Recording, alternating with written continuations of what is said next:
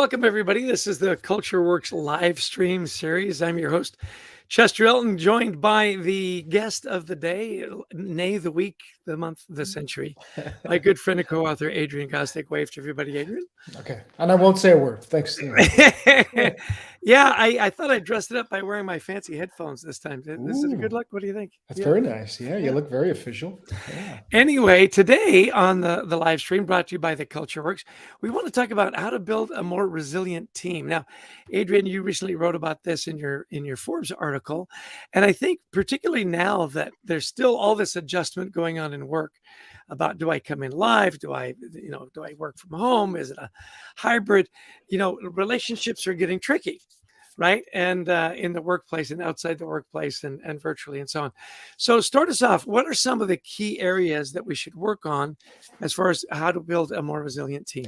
Well, thanks. Yeah, and I'm glad everybody's joining us here. I can see people streaming in, and I'm sure Natalie will put in a minute the link to the article in the stream if she hasn't already done so. What we have to think about is when everybody's trying to build more resilience in their teams. And as we know, when we wrote Anxiety at Work, our book for HarperCollins, most companies focus on this of fixing the employee. They offer meditation, yoga classes, give tips on getting good sleep, getting more organized. All those are nice, but they don't really focus on the underlying issues about the amount of work we're assigning to people, the way that we manage people, job insecurity.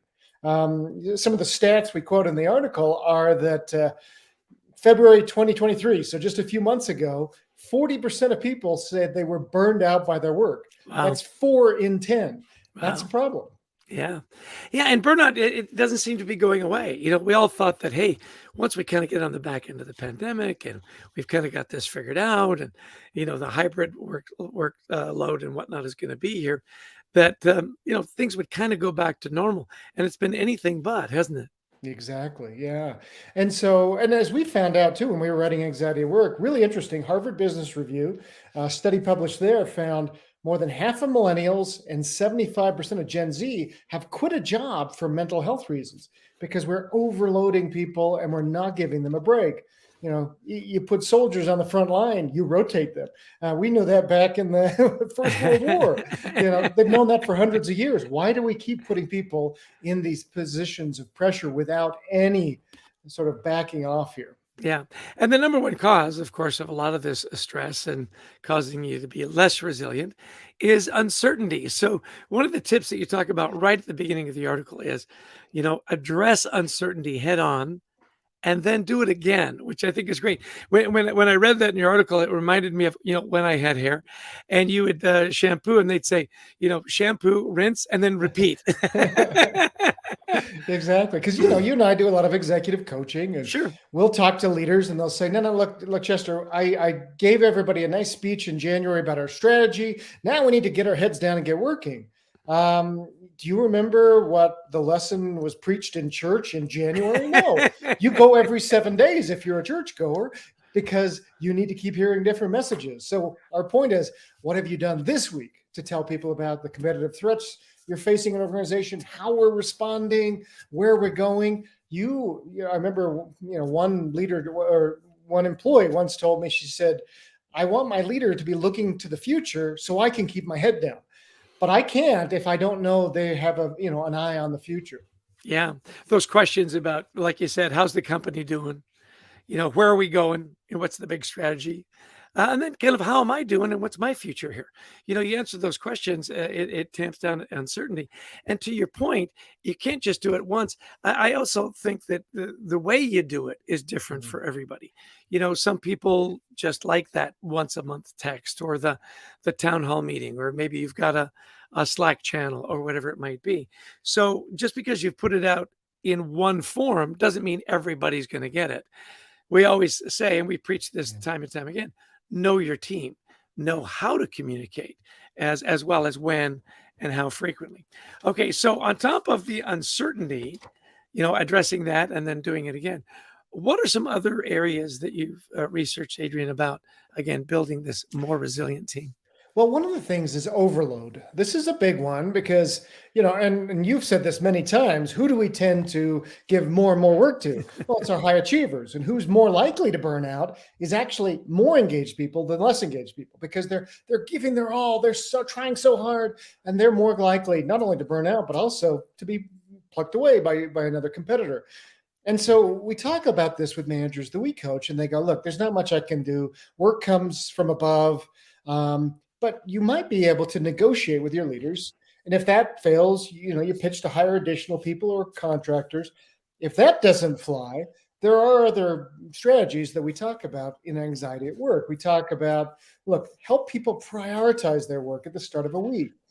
Balance work among teams members, because sometimes there's people who are working 70, 80 hours and others that are going home on the bus at 4:30. Make sure you're balancing there. Rotate people out of high stress jobs. Some of our hospital clients have found this, that you take nurses and others out of the ER every now and then because it helps bring down their stress levels. And finally, even if you can't do any of that, then make sure there are times when people can unplug.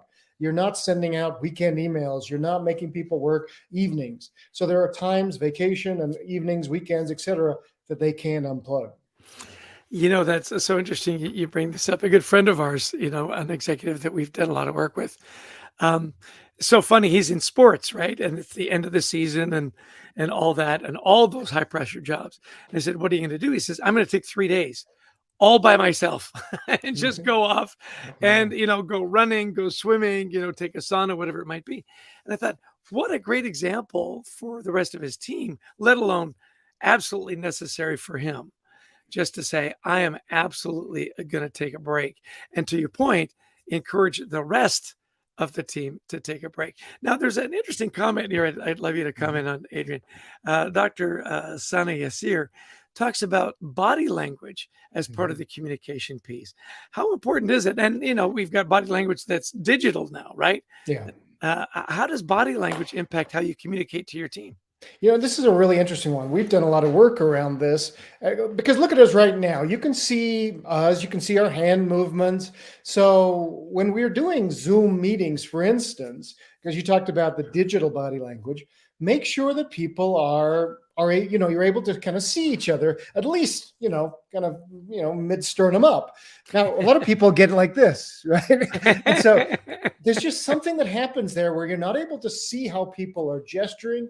You're not able to see how people are interacting. That is a big deal. Now, it's part of communication, which is the third point that we talk about in the Forbes article. That oftentimes most of the time, really, managers think they're being clear, but they're not. My son, Anthony, when he was writing the book with us, Anxiety at Work, he talked about this idea. He'd say, one of his lab leaders would say, look, I want to talk with you, Anthony, tomorrow. And he says, I have this sleepless night. What do I do? I'm going to be fired, this, that, and the other. And he just wants to, we've got a new procedure in the lab.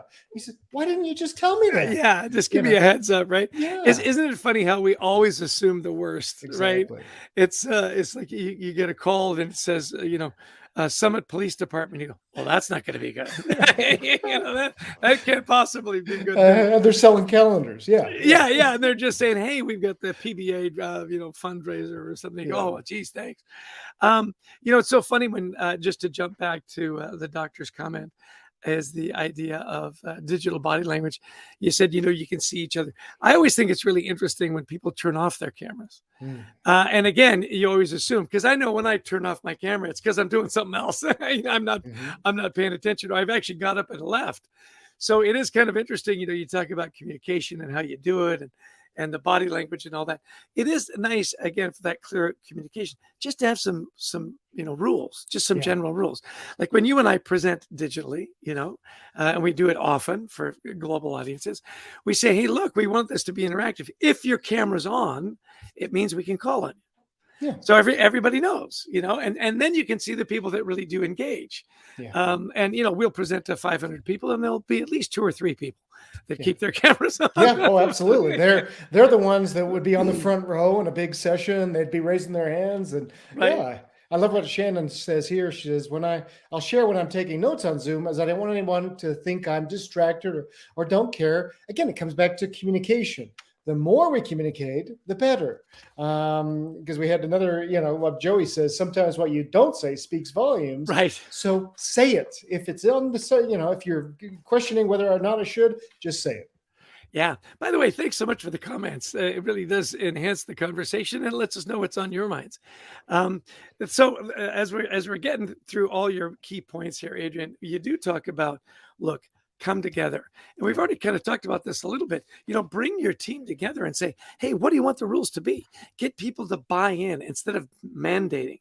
More and more we're seeing, right, cultures of coaching and getting input and saying, hey, look, how are we going to do this? I get what we're going to do. How do we want to do it as a team? How do we want to come together? So talk a little bit more about coming together, because I think it's a wonderful way to and this build is resilience. one where I'd love your thoughts as well, because being excluded in a work team, and we've all had this happen, where you just don't feel like you fit in. Maybe you're new, maybe you are one, feel like an other in the group. We've heard this from people who may be different ethnicity, LGBTQ plus, et cetera. Maybe there's some reason, the only woman on an engineering team. There's a lot of reasons why people may feel a little out. And are we as leaders looking for, who's not really getting invited to lunch? Who's not getting a chance to speak up in meetings? We have to be more aware than ever before, especially in this digital world, to make sure, somebody being cut off when they're talking, et cetera. Who doesn't seem to be interacting with anyone else? And one of the ways you find this is not in a group setting. You don't ask the whole group, hey, who's being left out? It's not, no, boss, we're all good. Yeah. You do it in one-on-ones, where you say, when you ask people specifically, hey, tell me about, interactions on the team. Are you having challenges with anyone else? Have you developed any friendships on the team? Any deep and lasting, maybe, relationships? Because they would say, oh, yeah, I get along with so-and-so. Really good. But dig a little bit. Don't just assume everything's fine. Well, and I love the comment from Shannon that more than ever, people are hungry for those deep connections at work. Yeah. We spend more time at work than anywhere else. If you can facilitate that. And I love the case study that we found with firefighters, that the most efficient firefighting teams were teams that ate together. Yeah. Now that works for firefighters. What works for your team? And to the point about how do you do it with remote teams, again, I think, it comes back to communication and connection. It doesn't always have to be a group setting. Set up some time where you can Zoom in and say, hey, let's talk about what's going on, and answering those questions about, look, here's where the company is. Here's where we're going. Here's how you're doing, and tell me a little bit about where you'd like to be 2 or 3 years from now. It comes with time spent, doesn't it? It does. So I want to ask you, as we get near the end here, I want to ask you a last question. So what if you have an employee you just don't really get along with, or there's somebody in the team, maybe he's a little bit of a, an interesting duck that maybe doesn't swim with the others. So how do you handle that? Your mom had some good advice. I think you should share with us, and it'd be a nice close today. Yeah, I don't exactly know the quote you're looking for, Adrian. She says everybody's interesting, and you talked about this in your article, at least your gratitude article. You'd find that interesting part of them, right? I think that when you know people's stories, this is the important part. Everybody has a story, everybody's interesting. And my mom was great at that. She was just curious about people, and she asked them, where did you come from? How did you get here? And so on and so on. I do think that the people we don't get along with are just people we don't know very well. We don't know their story. My grandpa used to say, my grandpa Tanner, he'd say, the only people you don't love are people you haven't served, which I thought was really interesting. Have you taken the time as a leader? What can I do for you? What can I do? And again, those deep relationships. So we've got a lot of comments here that we'll answer on the back end. We sure appreciate everybody that's tuning in. I'm Chester Elton. This is my wonderful co-author, Adrian Gostick, talking about how to build a more resilient team. His article is on Forbes.com. Please subscribe and follow Adrian. He writes often about wonderful things that you can do to impact your teams, your working relationships, productivity, managing mental health, and just that ripple effect that makes for not just a better business life, makes for a better life. And Adrian, I'll give you the last word. That 15 minutes flew by. So we are It thrilled, did. to share a few ideas. Love all the comments that have been coming in. So robust. Obviously, you're as passionate as we are about building more resilient teams. So we wish you the best of luck in getting your teams engaged and really bringing down stress levels, making them feel a little bit stronger and able to tackle some of the challenges that you have. Take care.